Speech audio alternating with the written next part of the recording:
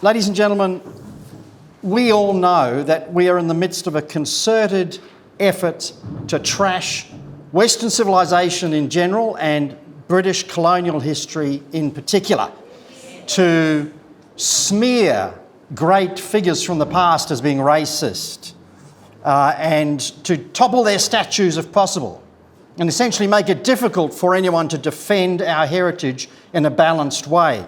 That doesn't stop great publications like The Spectator Australia from doing just that. This is last week's edition of The Specky. Cultural cleansing, it's called, and you can buy here a bottle of spray called decolonising spray.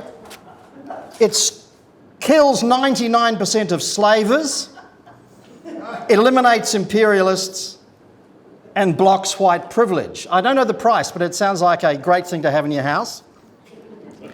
But ladies and gentlemen, we do know that these are very strange and unstable times for Western democracies, and the foundations of our individual liberty and our national sovereignty, those two great foundations, are being shaken.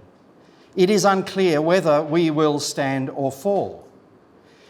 I think it's vital to understand our roots, to understand why Anglo-Saxon British culture, of which we are the heirs, has been on balance the most consistent champion of liberty throughout the world and the most resolute in asserting sovereignty against tyranny.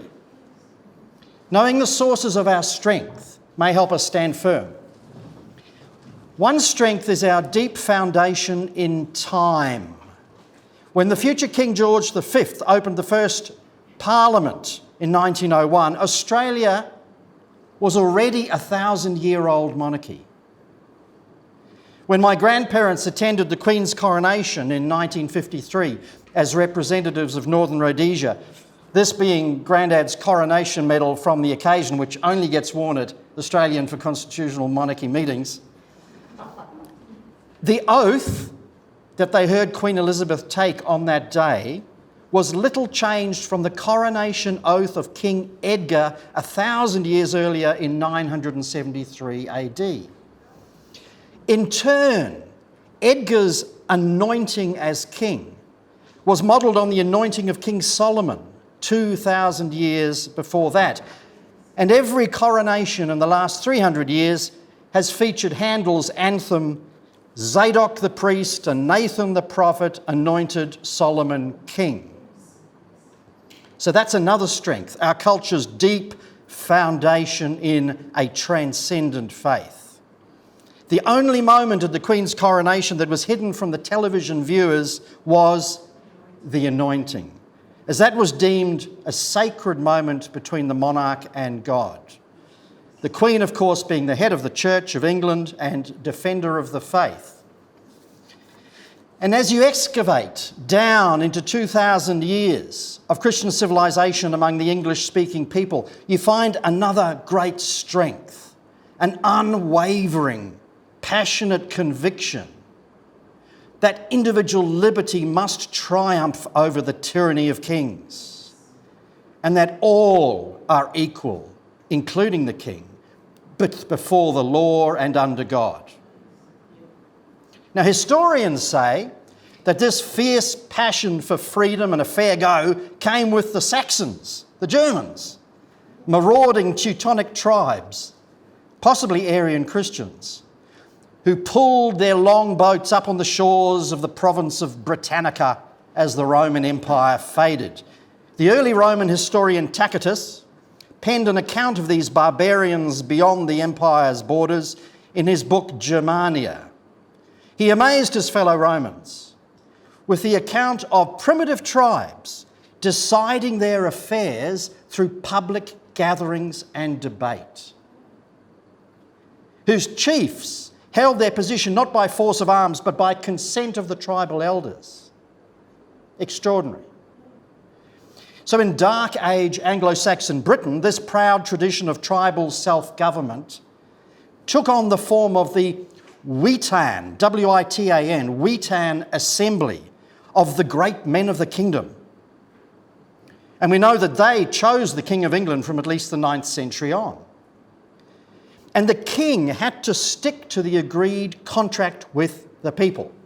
So in that coronation oath of King Edgar in 973, he promised, quote, to defend the land, uphold its laws, protect its church, and rule justly, end quote.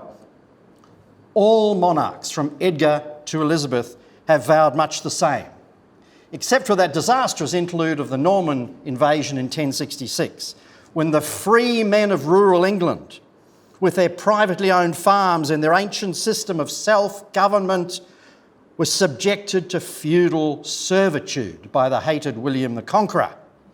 It was a full 600 years before the English felt they'd finally thrown off the Norman yoke in the glorious revolution of 1688.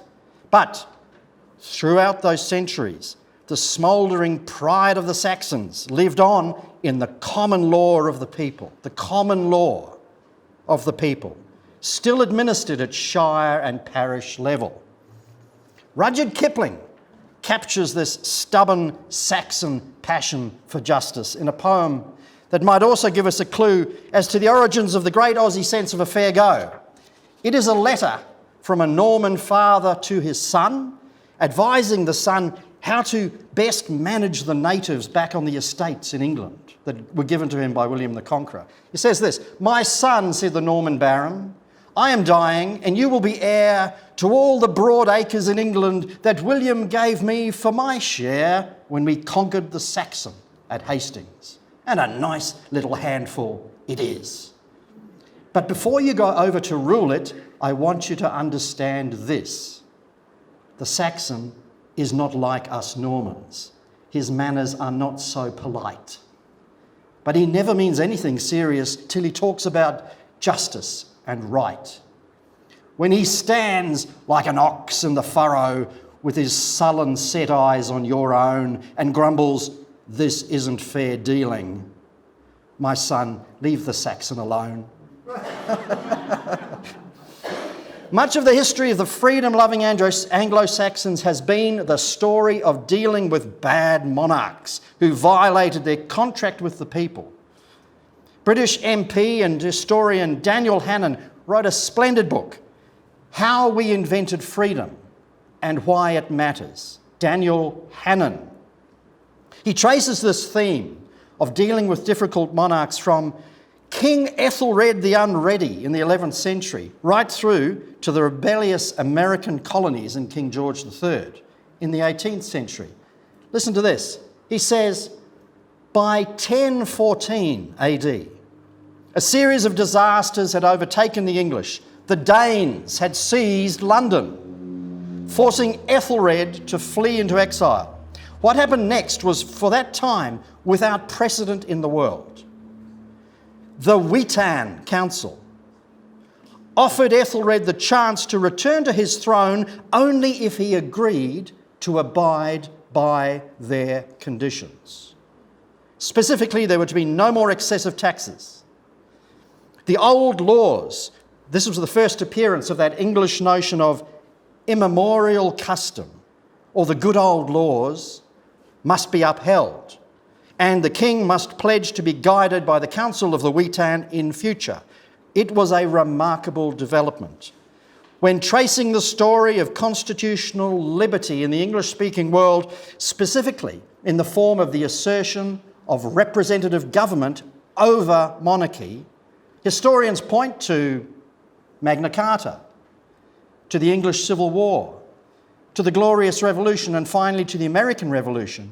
Yet here, fully 2 centuries before Magna Carta, we find a foreshadowing of that glorious revolution of 1688, a king being invited conditionally to the throne. The law is deemed to be bigger than he is. End quote. That's the Anglo-Saxon genius. This perennial assertion of Anglo-Saxon liberty is that the law is bigger than any tyrant. We, the people, make the law through our representatives according to principles of justice, and we are all equal before the law. As the American founding father John Adams put it, we want a government of laws, not of men. A government of laws, not of men. And so, with Magna Carta, the Great Charter of Liberties of 1215, bad King John and his abuses had to be brought to heel by the barons at Runnymede. You remember A. Milne's poem that starts, King John was not a good man, he had his little ways, and sometimes no one talked to him for days and days and days. Thanks to this bad monarch, the world got the foundational document upon which government of the people, by the people, for the people would gradually be constructed. You might have seen the copy in our Australian Parliament.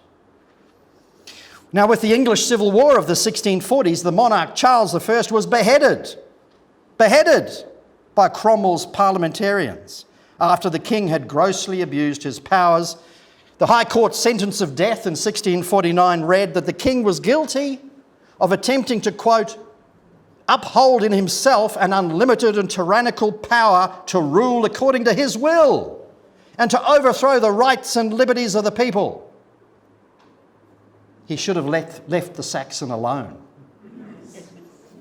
In the rest of Europe, at this time, in the 17th century, the royal push to abolish councils of the people was hugely successful across Europe, but not in the land of the Saxon, the Witan and Magna Carta.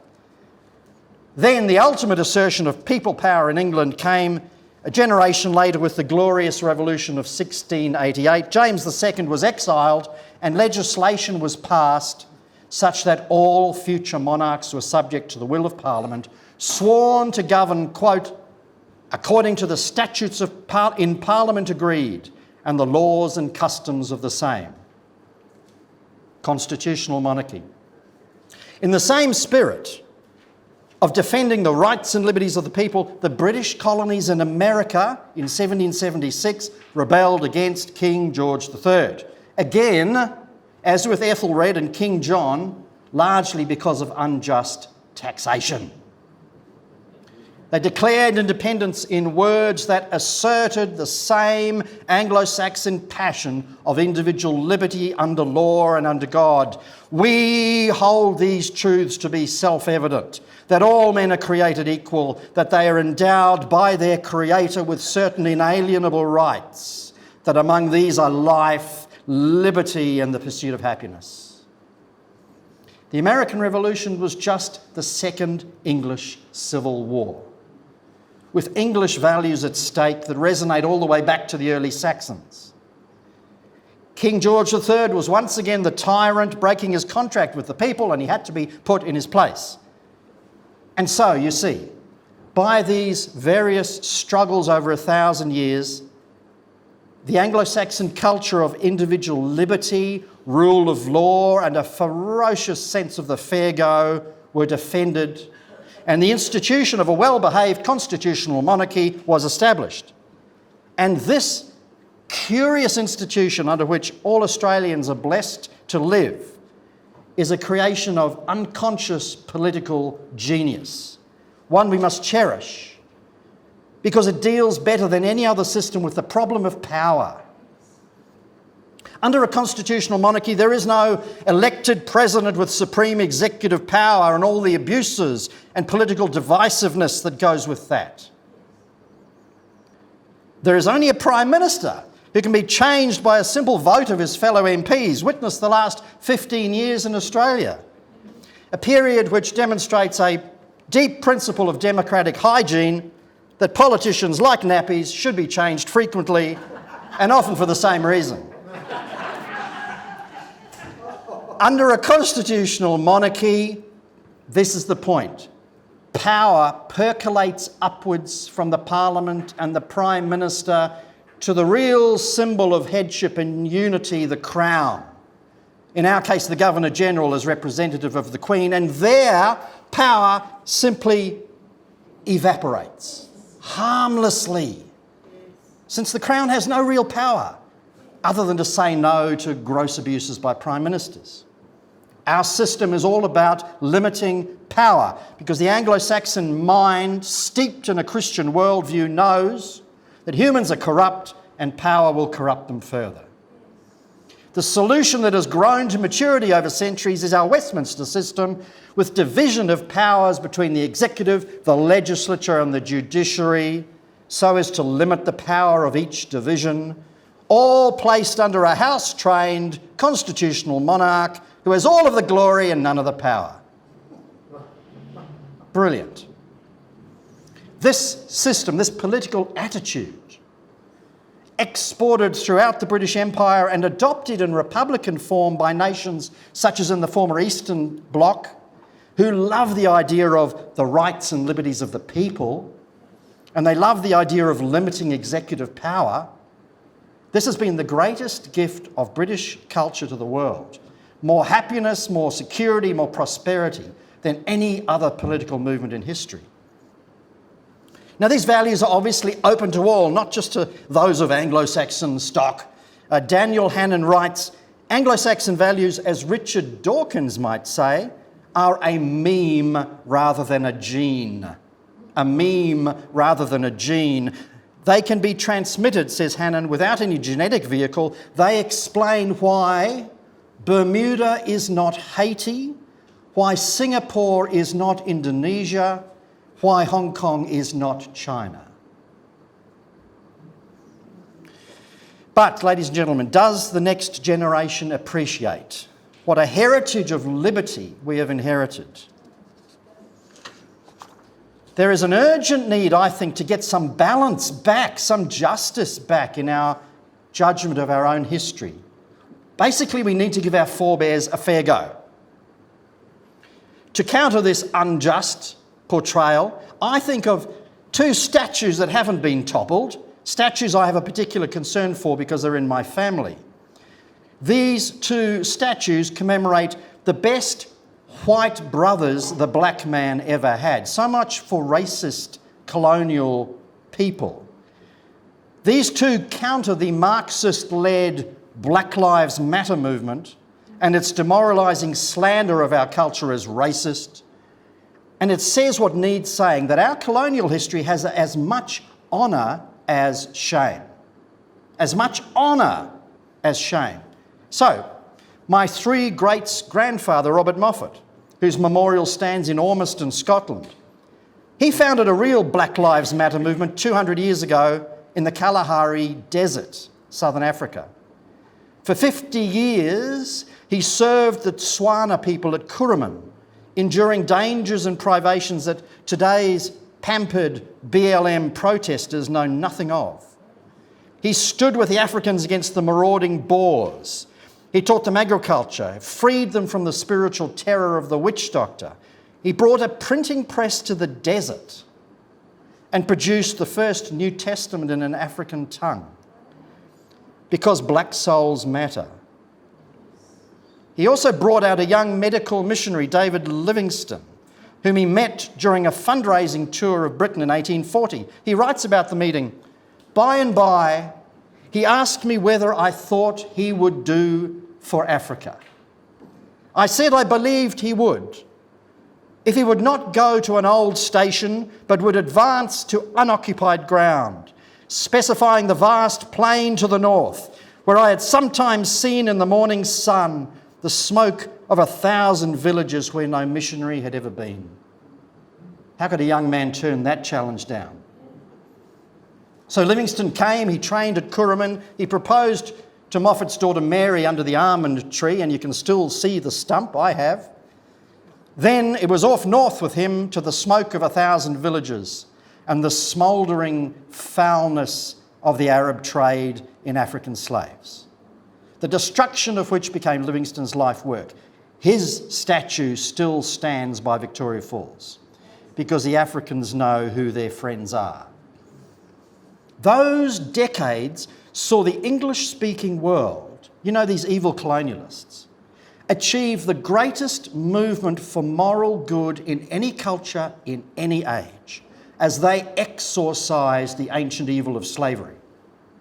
Someone should build a statue to these dead white males. In 1833, Christian Britain had passed Wilberforce's Emancipation Act, abolishing slavery throughout the empire. From the 1850s to the 1870s, Livingston used his growing fame to pressure the British government to send in troops to drive out the Arab slave traders from Central Africa. Meantime, across the Atlantic in 1865, Abraham Lincoln's troops cauterised the open sore of slavery in the South. Tragically, Livingston's eldest son, Robert, died in Lincoln's army as a prisoner of the Confederates. Anyway, so much for the good guys, but what about Cecil Rhodes, that arch villain of imperialism? His statue at Oxford, where he was a one-term dropout, but an incomparable benefactor to all students of all races.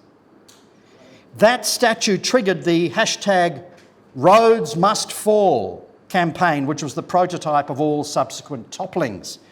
Now, Livingston's brother-in-law, my two-greats-grandfather, John Smith Moffat, he was a fierce opponent of Cecil Rhodes after the mining magnate had violated a treaty with Moffat's friend, Chief Lobengula. Other people shared Moffat's low opinion of Rhodes. Mark Twain said, "I admire Rhodes, I frankly confess it, and when his time comes, I shall buy a piece of the rope for a keepsake."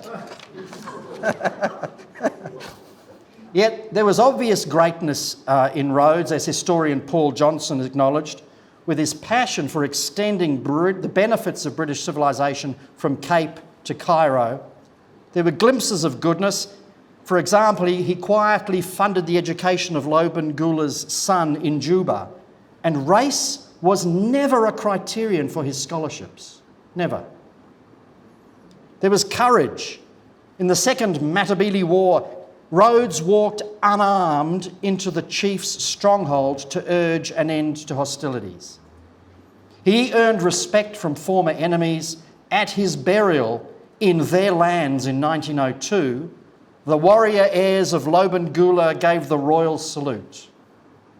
And even Robert Mugabe preserved Rhodes' grave as an essential part of Rhodesia, Zimbabwe's history. It's more complicated, isn't it? So, should small, self-righteous students be allowed to topple Rhodes' statue at Oxford? Students who've done nothing more courageous in their life than shout "F the police" at rallies?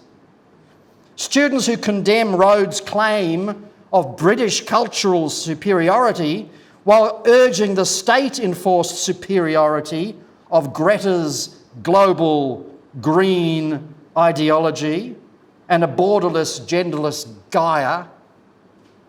Shabby students who condemn their forebears for taking profit from slaves while taking pleasure themselves from present-day slaves trafficked in the porn fields of the internet. It is precisely because of decades of cultural self-loathing instilled in such students that the perverse Western urge to topple our past is now so strong. True, there is, quote, a great deal of ruin in a nation, as Adam Smith said, because there is a great deal of ruin in each of us who make up the nation. But there is also great good. The one-sided dwelling on cultural failings is a sickness, possibly terminal, and it needs radical treatment. I would suggest an eye transplant. Let's give our young people different eyes for looking at our nation's history. Eyes of compassion instead of morbid rage. Only compassion can look steadily at the shame and the honour of a nation or a person and still find reason to love and pity it.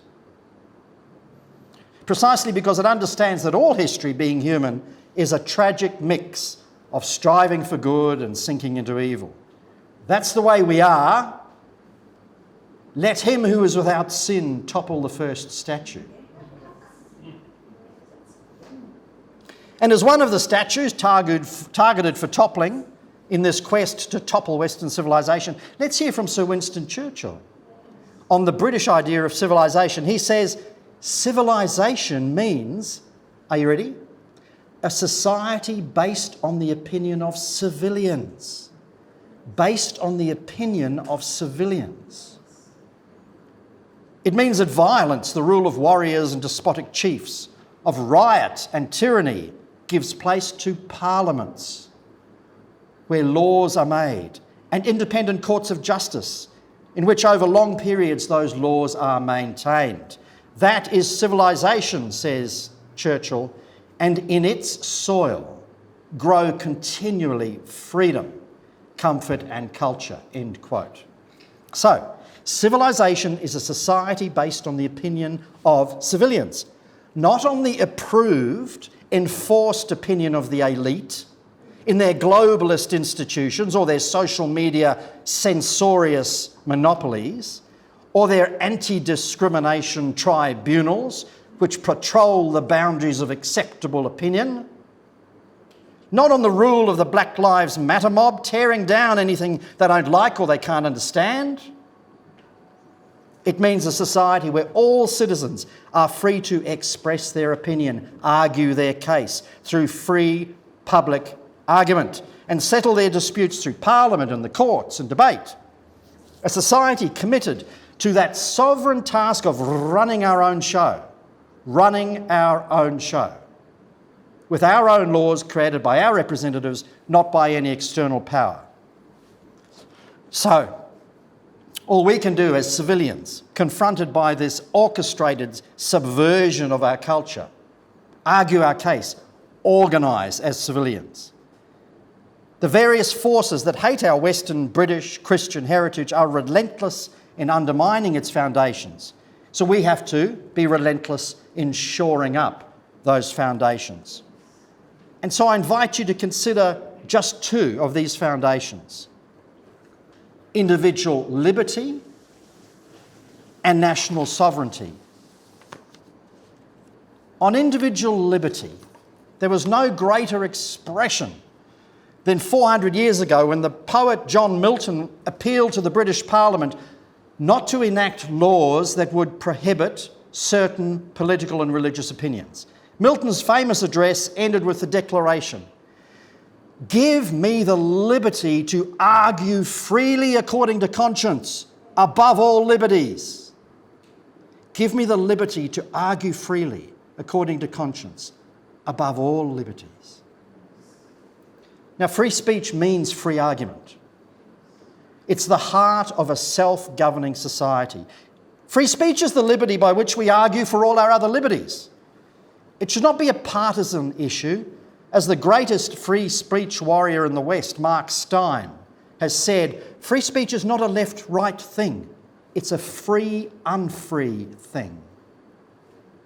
And yet, this liberty to argue freely according to conscience is being constricted throughout the Western world in the name of a new and bogus right not to be offended.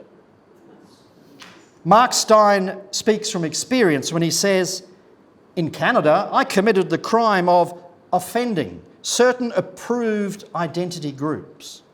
And there is no defence to that," he says. "Facts, truth, evidence are all irrelevant. If someone's offended, that's that, you're guilty." End quote. Thanks to Mark Steyn's magnificent pushback against the Canadian vilification laws, the Canadian Parliament repealed the law under which he was harassed. But in Australia, that very much remains unfinished business. Example, two friends of mine are presently being harassed under our vilification laws for offending an approved identity group. Both men have criticised, seriously, the more lurid aspects of LGBTQ culture, and both men are being taken to court by exponents of that culture because they felt offended. Exponent A is one Diamond Goodrim, host of Drag Queen Storytime for Kids at Brisbane City Council Libraries. Now, rim refers to the anus, and good affirms its homosexual utility. Diamond might refer to the big diamond ring adorning the long sculptured penis on this drag queen's Facebook page. Facebook might be exactly the place that kids will visit to learn more about their colourful entertainer at the library.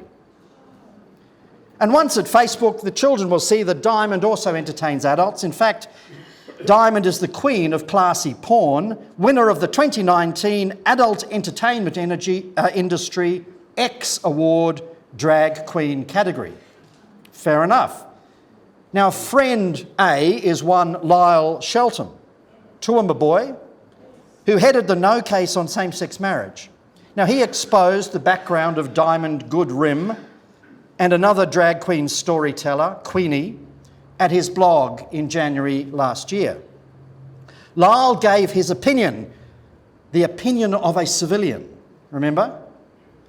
Gave his opinion about Brisbane City Council inviting a penis-posting porn star and the other drag queen reader seeking double mastectomy to address school children. He opined that Queenie and Goodrim are dangerous role models for children. Dangerous role models for children. That was his judgment. Now, for that word dangerous, Lyle is being dragged by the Queens before the Queensland cadre of the Thought Police, the Anti-Discrimination Commission. Mr. Shelton writes, "I will not be apologising. I will not be taking my blog down. I will not amend it." Spoken like a true Saxon. Lyle understands that his recalcitrance means the Commission can hand him over to the tribunal, who can issue a fine and send him to re-education camp. When he refuses that, they can hand him over to Her Majesty's jailer. At which point we will need to crowdfund Lyle's case to the High Court to see if their honours think that government agencies should be used by activists to intimidate a Conservative's constitutional freedom of political communication. For it is always and only those of Conservative views who are targeted under our offence laws. That is due to the cunning bias of laws that forbid the causing of offence, particularly on matters sexual. Progressives might be sexually permissive and say no to nothing, so they never cause offence. Conservatives hold to traditional values and have to say no to some things. Therefore, they will cause offence. The genius of the anti-discrimination apparatus is that it appears neutral, but it only censors Conservatives. Friend B is another Conservative, former Army Major Bernie Gaynor, who has stared down not one, but 37 worthless complaints over 7 years from the one gay activist in New South Wales, defeating 33 of these cases with just 4 still to go. He's taken it to the High Court and he's won, proving that the New South Wales Anti-Discrimination Board has operated outside the law in their persecution of him. But the board still continues to accept complaints from the same activist. Which is more shocking? That a Brisbane father of 7 or 8 has had to sell his home and use his assets to fight and win against a vexatious litigant who has sent numerous emails wishing ruin on him and his family. Or that a government agency responsible for impartial justice has instead, by unlawful means, aided and abetted this attempted ruining of a decent man. Or that nothing's been done by the ruling Liberal National Coalition in New South Wales to stop this shameful, abusive process. It's taken an outsider politician of rare principle, a true Saxon, to do something about this scandal. Mark Latham, head of One Nation in New South Wales, has tabled a bill that would require the New South Wales Anti-Discrimination Board to throw out vexatious complaints at the outset, not after the accused has been ground through their mill. But where's the heartfelt support for Latham's bill from the New South Wales Attorney-General? Every libertarian instinct should be revulsed by laws that allow one citizen to set wave upon wave of government lawyers onto another citizen because he feels offended. I have a dream, my friends, that my children will one day live in a nation where they hear a coalition Prime Minister declare, "Being offended is part of the price of freedom." Hearing things that offend is unavoidable in a society that governs itself by argument, not by guns. Therefore, fellow citizens, take offence in your stride as part of your civic duty, or go live in a nice totalitarian society like China, where there is no offence because thought and argument has been crushed into a soulless, offenceless pulp. And then my children would see the coalition abolish Labor's human rights apparatus that exists solely to suppress the human rights of freedom of thought, free speech, and freedom of conscience. Could that be achieved in this generation? Well, in 2011, I took a motion to the LNP convention here in Queensland, just a month after I'd been taken, absurdly, to the Anti-Discrimination Commission by a vexatious gay activist who objected to my defence of natural marriage. Now, the motion at the LNP was strongly supported. Quote, that the LNP repeal or amend Section 124A of our Anti-Discrimination Act to prevent its misuse in suppressing free argument on matters of public importance. So that became party policy. But when the LNP came to power, Premier Campbell Newman did nothing about Section 124A. Is there no effective treatment for the cultural impotence of our conservative politics? Is it caused by sitting too long on the fence? So, our first foundation of liberty, free speech, free argument on matters of public importance, is being subverted badly in our country. I say we should repeal these state and federal laws along with their commissions, and they will be found to have been unnecessary as well as unworthy. Where free speech strays into personal attack, we already have laws against defamation and we already have laws against incitement to violence. That is enough. Free speech, which means free argument, cannot be otherwise constrained without unmanning us as a free society of Anglo-Saxon heritage. Now, on the second great foundation, sovereignty, running our own show. We've just got to celebrate Brexit as a belated stirring of sovereign Anglo-Saxon pride, a revolt against having laws and taxes imposed once again by foreign kings, in this case in Brussels, against the consent of the people. But the chief architect of the Brexit victory had no sooner celebrated this reclaiming of sovereignty from the European elite than he started warning about subjection to the United Nations elite. Nigel Farage told Rowan Dean on Sky News that there's only one political game in town, globalism versus democratic nationalism, running our own show. And the process of globalist ideology is well advanced, as evidenced particularly by this year's nakedly globalist, quasi-socialist project you may have heard of called the Great Reset, championed by all the great and powerful people from the United Nations, the World Economic Forum, the mega corporations, as well as celebrities like Prince Charles and Pope Francis. Under the Great Reset, we are told by its official material, quote, ready? You'll own nothing and you'll be happy. It is incredible that a delusional concept from Karl Marx can be repackaged by today's global elite in the belief that the public has forgotten all the historic evil of actual socialist collectivism. Remember the communists' stated position that if they could achieve one thing from the manifesto, it would be the abolition of private property. Because from that, all the other means of crushing the individual would surely follow. Now, the time appears to be ripe for top-down revolution by the champagne socialists. The official video of the World Economic Forum promoting the Great Reset declares capitalism as we know it is dead. And in a sideswipe against the capitalist farmers of Australia, it tells the public, quote, "You will eat much less meat. An occasional treat, not a staple, for the good of the environment."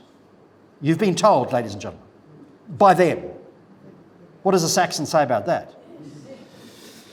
Now, Antonio Guterres, Secretary General of the United Nations, he talks in revolutionary language, unbecoming to a bureaucrat, but quite consistent with his former job as a Socialist Party Prime Minister of Portugal.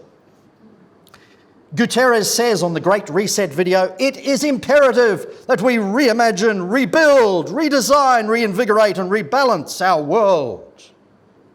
And his justification is, there is no other way to cope with the dual catastrophe of the coronavirus pandemic and man-made catastrophic climate change.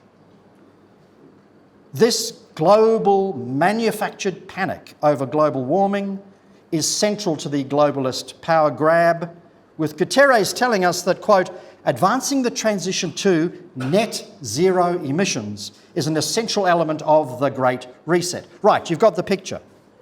But then up pops on the Great Reset promotional video, to our great dismay, our future monarch.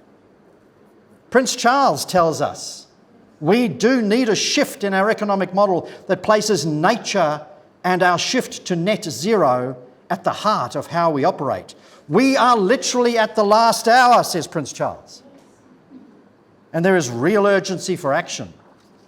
Literally at the last hour. This from the Prince of Wales' size exaggeration, who had told a meeting of industry leaders and environmentalists in 2009, quote, "We have just 96 months left to save the world from irretrievable climate and ecosystem collapse," end quote.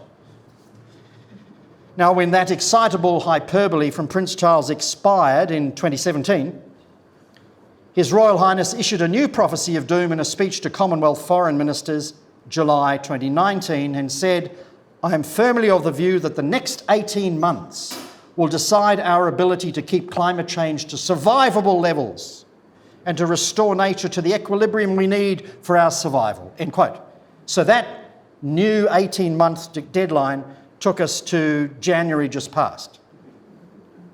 As a spokesman for the Great Reset, here is Prince Charles doing yet another Great Reset of the apocalyptic timeline. We are literally at the last hour. But it troubles me that our future king gave his Great Reset interview on Remembrance Day, wearing a poppy, as if to borrow some of the gravitas of that day, but in my view desecrating it by association with a highly contentious political movement. So, it's all right, we've got a long history. If Charles were to become king, he might be merely the latest in a long line of monarchs who seek to impose foreign regulations on his subjects without their consent. If so, beheading is probably not an option. But exile, like James II, exile to a Pacific island to watch the shoreline failing to submerge, or to Antarctica to watch the sea ice failing to decline, or even to the Arctic to watch the polar bear population failing to perish. That could be a suitable punishment. But seriously, any citizen who treasures our national sovereignty has the duty to understand this globalist political movement, this great threat to democratic self-government, to sovereignty, as Nigel Farage reminded us. And that means, quite simply, getting a clear judgment on the claims of this man-made climate catastrophe and understand this global quest for net zero carbon dioxide emissions, because this quest would involve submitting our nation's energy policy and therefore economic policy and therefore politics to unelected experts at the UN. Simple as that. This quest would damage our economy and our sovereignty while doing nothing of importance for the environment, in my considered view. Tony Abbott recognised that this climate movement is, quote, "socialism masquerading as environmentalism," end quote. But the real voices of authority come from those who understand socialism firsthand. Václav Klaus lived under a totalitarian regime and became president of the Czech Republic. He says this, 20 years ago, we still felt threatened by the remnants of communism. That is really over. I feel threatened now, not by global warming, I don't see any, but by the global warming doctrine, which I consider a new dangerous attempt to control and mastermind my life and our lives in the name of controlling the climate. End quote. Now, as it happens, ladies and gentlemen, Jane and I stumbled by accident into net zero, ground zero in December 2019 in Britain. We are all climate warriors here, said my old friend, and gave me this hot off the press copy of Absolute Zero. It's a government-funded report of which her husband is co-author. Excellent, said I, because I'm an arch sceptic, and that provoked her son to say, I'll destroy you in 5 minutes. We'll see how that turned out. But for now, look at this astounding document, this certification of insanity for any political leader like Boris Johnson or Anthony Albanese, and with a heavy heart, I fear, perhaps Scott Morrison, to bind their nation to net zero emissions by 2050. Now, in the UK, net zero by 2050 is now law. This clause in the Climate Change Act was inserted by the departing Theresa May and unfortunately repeated by Boris. The authors of this document include professors from Oxford and Cambridge. Well, they take the rule of law seriously, as all good Anglo-Saxons should, and they say this, obeying the law of our Climate Change Act requires that we stop doing anything that causes emissions. Anything means anything. On page 3 of this book, key messages for individuals include these examples. Stop using aeroplanes, stop eating beef and lamb. It's law. Absolute zero. Now, is this satire? It's not. The actions stated as absolutes, this booklet says, are those which will be illegal in 2050 under the Climate Change Act. This absolute zero timeline requires, here, this timeline to 2050, that all airports except Heathrow, Glasgow and Belfast will close with transfers by rail. This is a government-funded research paper. And from 2030, all remaining airports will close by 2050. Now, if you want to run away to sea, you'd better be quick, because this decade, it says, shipping must contract because there's currently no freight ships operating without emissions. And from 2030 to 2049, it says, all shipping declines to zero. Britain, ruling the waves. Incredible. This research program sponsored by the UK government, it says. It was debated at length in the House of Lords February last year, and the mover of the debate, Lord Brown, confirmed the stoical implications of net zero by 2050.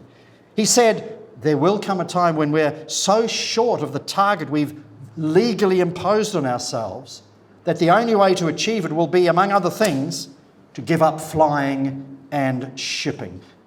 What would that mean to a far-off land girt by sea? Girt by shame for the coal and the gas that we export in our ships. Having ridden to prosperity yesterday on the back of a planet-destroying ruminant. Journalist David Spears probed Albanese on this matter. He said, this net zero target you speak of, it will apply to farming and transport. Albanese says, indeed. Spears continued, doesn't mean we're going to have to do less livestock farming, eat less meat, consume less dairy. And at this point, the Labor leader was evasive, saying, oh, these things will be worked out on the way through. No, not good enough. Will we or will we not be required, like in the UK, to stop eating beef and lamb, or at least slash consumption, as the Great Reset advises us? Will we need to stop using aeroplanes in a net zero economy? If not, why not? But just imagine what a pristine economy it will be. Toowoomba will be the tofu capital of the country. Absolute Zero surveys the flightless, shipless, iron-deficient landscape of 2050 and assures these small groups of peasants weaving their baskets, quote, most of what we enjoy, spending time together as families or communities, leisure and sport, can continue and grow unhindered, end quote. Such benevolence from our masters. Well, I gave my Oxford-bound friend's brilliant son the 5 minutes he requested to destroy my argument that this climate movement is far more about global politics than global warming. Show me, I said to him, anything in the climate record of the last 150 years that falls outside the range of natural variation. He could not. Nobody can who looks at the actual data dug up by actual scientists. Take my favourite, the high-quality temperature record from the Greenland ice core for the last 10,000 years. That period, 10,000 years, is the Holocene, the blessed plateau between ice ages upon which all recorded history has played out. 10,000 years. Well, the record shows we've been cooling steadily for 8,000 years, from your direction, cooling steadily for 8,000 years. Within that cooling trend, each millennium shows a spike of warming during which civilization thrives. Most recently, the Minoan, the Roman, the medieval, and the 20th century warm periods, each of which is a little cooler than the one before, including our present warm period. The only unprecedented thing about the current warm period would have been if it hadn't happened. Likewise, our carbon dioxide levels are historically low. Remember that plants die if you get below 150 parts per million of CO2 in the air. They die. We came perilously close to this at 180 parts per million during the last ice ages. Now, when plant life first exploded 500 million years ago, it drew atmospheric CO2 down from 4,000 parts per million down to between 500 and 2,000 parts per million. And as any horticulturalist knows, that is the ideal range for greenhouse growth and resilience. You inject CO2 to that 500 to 2,000. Now, today we've achieved 400 parts per million. We still fall short, but a modest increase from the miserable pre-industrial level of 280 parts per million. What's it done? Objectively, it has led to record-breaking harvests and the satellite-proven greening of the globe. No harm in that. There's no evidence of catastrophe from much higher CO2 levels in the past, and there's no evidence of harm from humanity's relatively small contribution to CO2 now. All we do have is speculation of harm generated by computer models and nightmares of harm generated by relentless propaganda of our children. Says the young intellectual in his last attempt, we have to trust the consensus. I said, no, you cannot trust a consensus that has been corrupted by a much bigger political game and political funding. I said to this lad that he and his peers in generation mush have been so marinated in green left dogma all their lives that they're now mere useful idiots for global socialism. I hardly knew this lad, so that's why we had to just talk politely. His response was significant. He said this, my generation is not sure there's that much wrong with socialism. Now there, ladies and gentlemen, is the next 25 years of politics and economics, unless we turn this massive political juggernaut around. This young man has a better chance than others in his generation. His family's Christian faith will resist the save Gaia pantheism that agitates the young and the eco-socialism that drives the elite. But other families have little defence against today's apocalyptic pseudoscience, in my humble opinion, and cult-like indoctrination that terrifies children. Until strong leaders confront this ruthless political movement, we have net zero chance of defending our sovereignty against globalist servility, or of defending our children's minds from global despair. And so to the end. Ladies and gentlemen, the foundations of our liberty, individual liberty and our sovereignty, are clearly being shaken. It is unclear, with such huge forces at play and such huge command of the media and the messaging, whether we're going to fall or stand. Dan Hannan, the author of that great book, remember it? How We Invented Freedom and Why It Matters. Get it. He was the politician who, besides Nigel Farage, was most responsible for the Brexit victory. He still holds out hope in that book. He sums up briefly and beautifully the story of what we have looked at today, what he calls the Anglosphere miracle. He says this in closing: the story of the English-speaking peoples is the story of how they imposed their will upon their rulers. We have noted the way the primitive tribal meetings of the early Teutonic peoples evolved into the local assemblies of the settlers in England, into the Wetans of the Anglo-Saxons, and after many fierce struggles, into the direct ancestor of the parliamentary bodies that meet throughout the Anglosphere today. We have observed too the brave role played by the common law, that beautiful, anomalous system that belongs to the people, not the state. We watched the common law serve as an antibody against the infections of slavery and dictatorship. We observed the peculiar features of Anglosphere civilization that find their purest form in the United States: free speech, free contract, free assembly, ownership rights, parliamentary control of the executive. And he says, we have grasped the essence of the Anglosphere miracle. How, having taken in this much, could we not be disquieted by the readiness with which our generation has squandered its heritage? End quote. So, ladies and gentlemen, let us not squander this heritage. Let us teach the next generation a better, more balanced, more compassionate understanding of our history. And let us, by example, summon the stubborn pride and courage of our Anglo-Saxon forebears and defend the hard-won liberty and self-governing sovereignty that all of us, regardless of colour or creed, have been given as our birthright. Thank you.